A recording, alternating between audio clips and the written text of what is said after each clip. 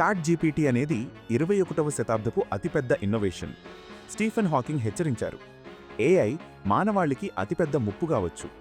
Elon Musk కూడా చెప్పారు, AI అణ్వాయుధాల కంటే కూడా ప్రమాదకరం. కానీ ఈరోజు ఇన్ని వివాదాల మధ్య కూడా చాట్ జీపీటీకి 700 మిలియన్ కంటే ఎక్కువ వీక్లీ యూజర్స్ ఉన్నారు. ప్రతిరోజు 1 బిలియన్ కంటే ఎక్కువ రిక్వెస్ట్స్ వస్తున్నాయి మరియు ఏఐ మార్కెట్లో దీనికి 80% షేర్ ఉంది. ఇంతకీ ఈ చాట్ జీపీటీ ఇంత విజయవంతం ఎలా అయ్యింది? ఎందుకు ఎవరూ దీన్ని ఓడించలేకపోయారు? రండి, చాట్ జీపీటీ యొక్క పూర్తి కథను మనం వివరంగా తెలుసుకుందాం. నిజానికి ఈ కథ 2015 నుండే మొదలైంది. ఆ సమయంలో ఏఐ ఉంది, కానీ దాని ఉపయోగాలు ఎక్కువగా ల్యాబ్స్ మరియు పెద్ద టెక్ కంపెనీస్ వరకే పరిమితంగా ఉండేవి. గూగుల్, ఫేస్బుక్ మరియు మైక్రోసాఫ్ట్ వంటి కంపెనీలు దీనిపై రీసెర్చ్ చేస్తున్నాయి.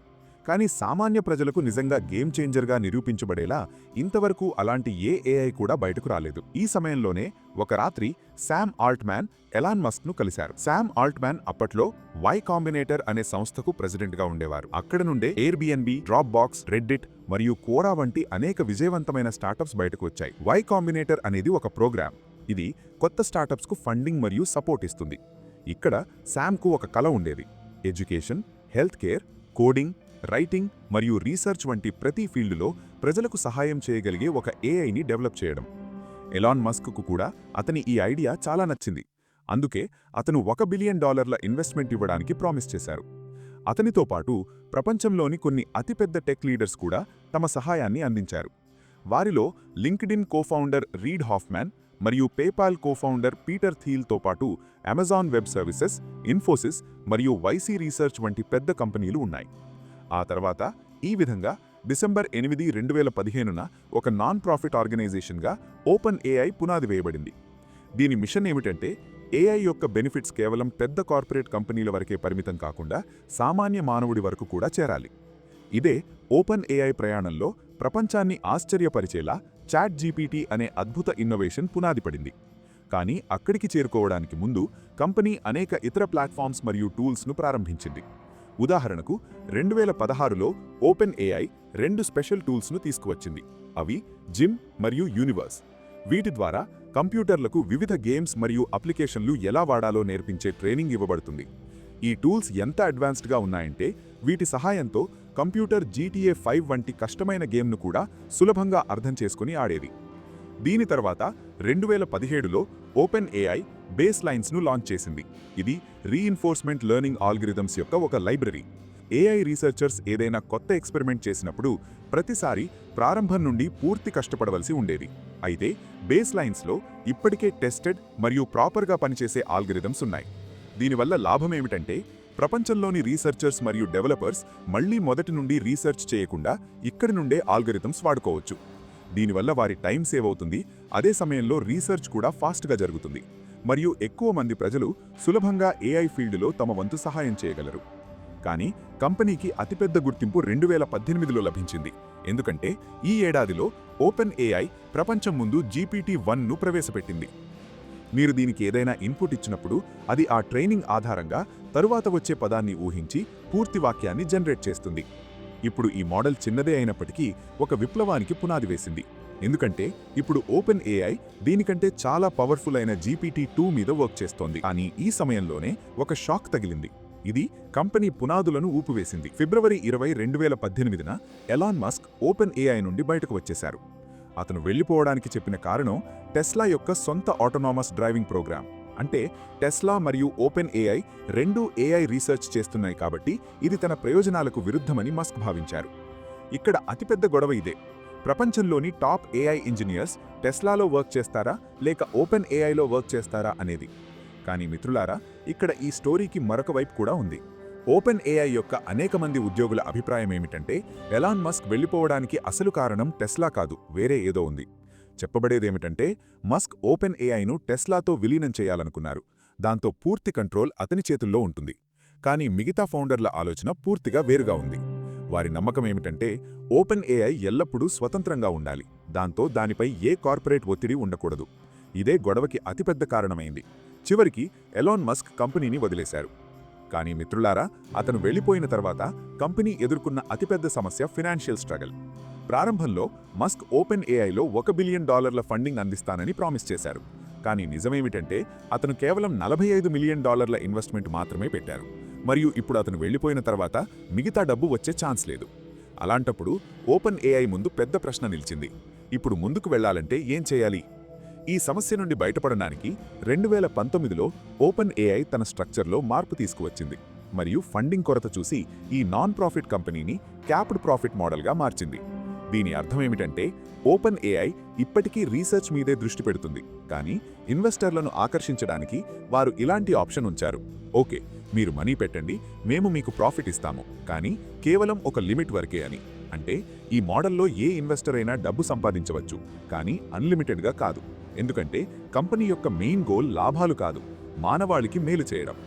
ఈ ప్రాఫిట్ మోడల్కు మారడం కంపెనీకి బాగా వర్కౌట్ అయింది మరియు 2019లో దానికి మైక్రోసాఫ్ట్ వంటి పవర్ఫుల్ పార్ట్నర్ లభించింది.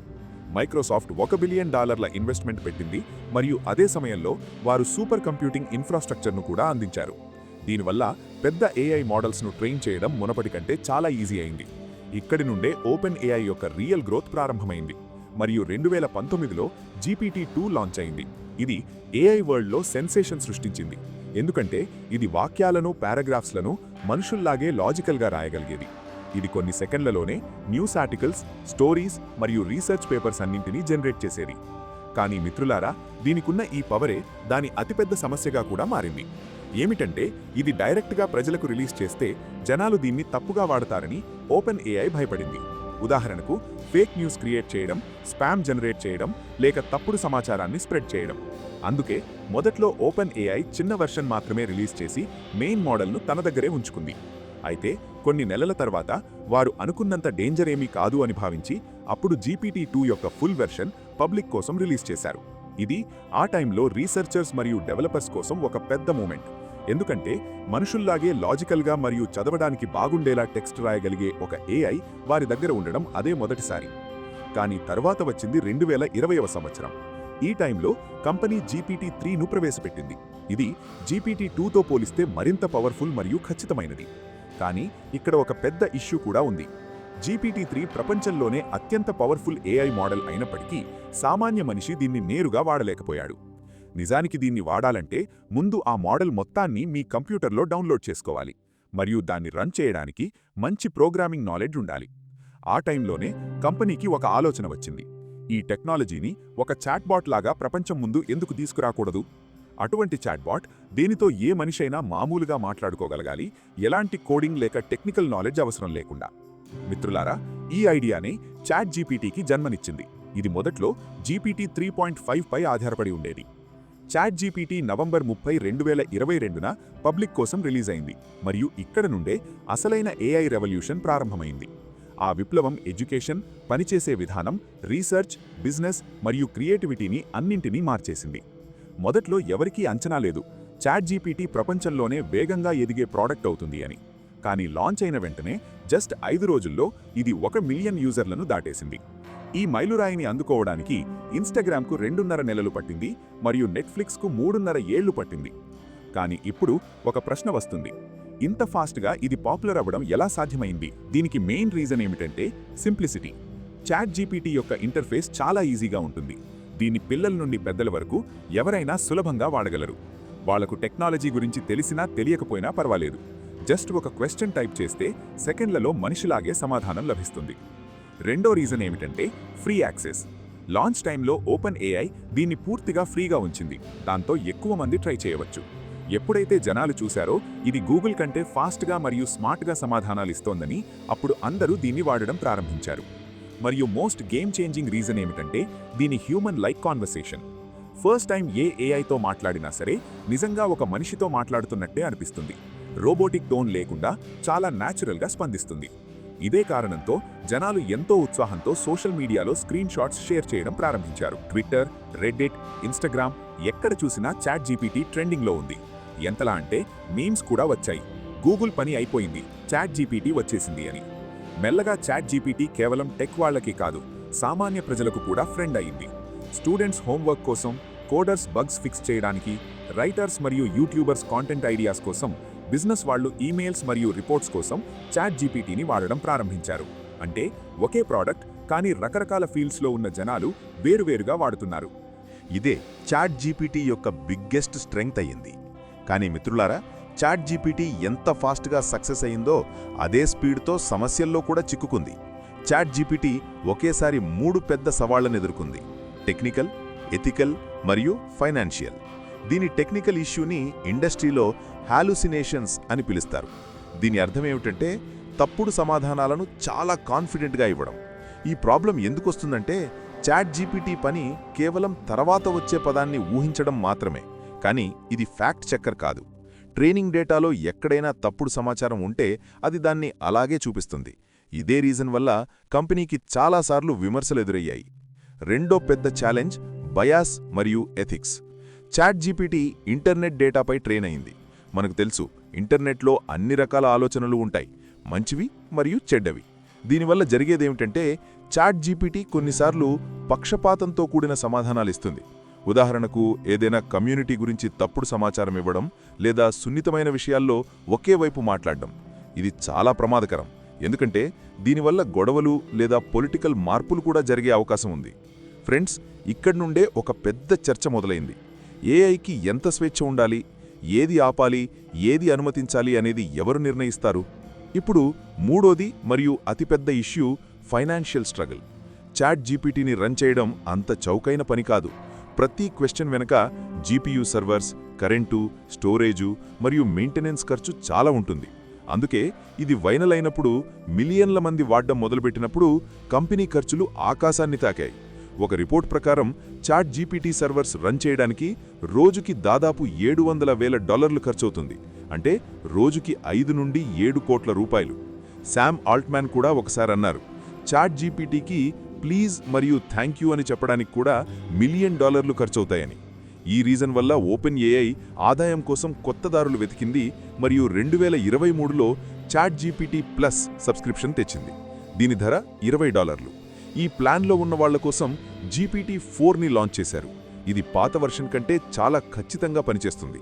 కానీ చాట్ జీపీటీ ఇంకా తన కష్టాల నుండి బయటపడే దారి వెతుకుతున్న టైంలోనే ఒక పెద్ద న్యూస్ వచ్చింది. అదేమిటంటే గూగుల్ కూడా తన సొంత ఏఐ చాట్బాట్ లాంచ్ చేయబోతోంది. దాని పేరు బార్డ్. ఈ న్యూస్ రాగానే అందరూ చాట్ జీపీటీ పనైపోయింది అనుకున్నారు.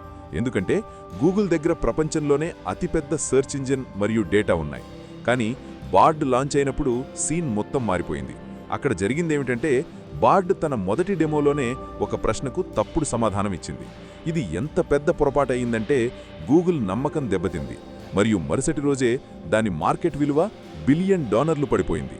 ఇక్కడి నుండే చాట్ జీపీటీ మీద ప్రజలకు నమ్మకం ఇంకా పెరిగింది. బార్డ్ అనుకోకుండా చాట్ జీపీటీకి బూస్టర్ లాగా పనిచేసింది. ఇంతవరకు అంతా బాగానే ఉంది. ఓపెన్ ఏఐ తన నెక్స్ట్ మోడల్పై రీసెర్చ్ చేస్తోంది. కానీ అప్పుడు అదే సంవత్సరం, అంటే నవంబర్ 2023లో టెక్ వరల్డ్లో ఒక పేలుడు జరిగింది.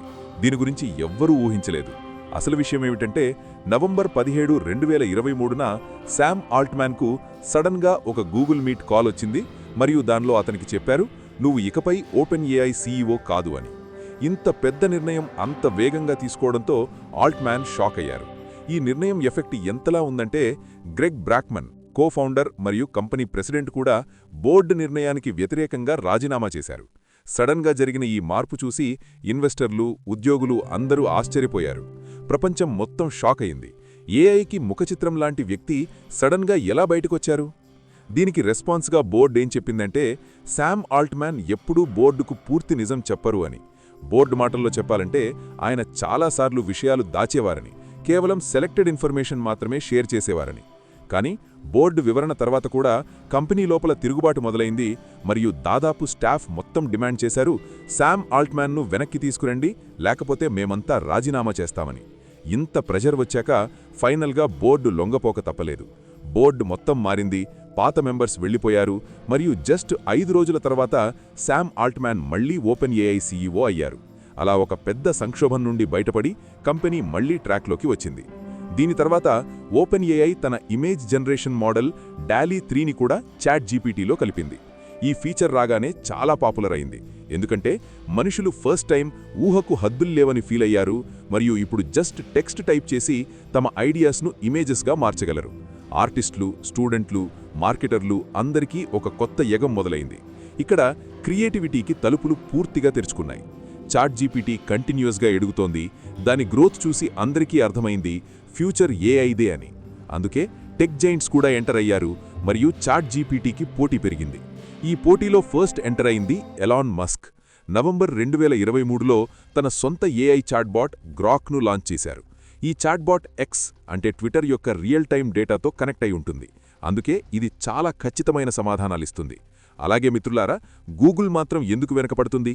ఫిబ్రవరి 2024లో అది బార్డ్ పేరును జెమినీగా మార్చింది. ఇది బార్డ్ కంటే చాలా ఫాస్ట్ మరియు యాక్యురేట్.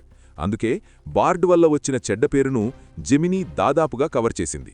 కానీ తర్వాత ఇదే టైంలో జనవరి 10, 2025న ఒక కొత్త పోటీదారు మార్కెట్లోకి వచ్చింది. అదే చైనా వారి డీప్ సీక్. దీని హైప్ మామూలుగా లేదు. అందరూ దీన్ని చాట్ జీపీటీ కంటే పవర్ఫుల్ అనుకున్నారు. ఈ హైప్ వల్లే జస్ట్ 17 రోజుల్లో ఇది యూఎస్లో ఐఓఎస్ యాప్ స్టోర్లో చాట్ జీపీటీను వెనక్కి నెట్టి ఎక్కువగా డౌన్లోడ్ అయిన ఫ్రీ యాప్గా నిలిచింది. కానీ మిత్రులారా, దీనికి రిప్లైగా చాట్ జీపీటీ కూడా సైలెంట్గా లేదు. అది తన డీప్ రీసెర్చ్ ఫీచర్ను లాంచ్ చేసింది. ఇది ఇంకా లోతుగా మరియు ఖచ్చితంగా రిజల్ట్స్ ఇస్తుంది.